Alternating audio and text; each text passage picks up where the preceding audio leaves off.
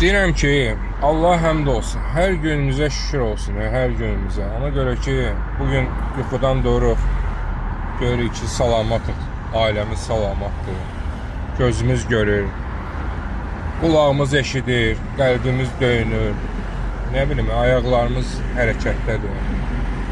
Ümumən də çörək yeyə bilirik. Hər bir şeyə görə şükür olsun aləmlərin Rəbbinə. Hər bir şeyə, hər bir halda şükür olsun. Hər bir halda. Həmd olsun aləmlərin Rəbbinə. Hər şeyin qədrini bilmək lazım. Vallahi.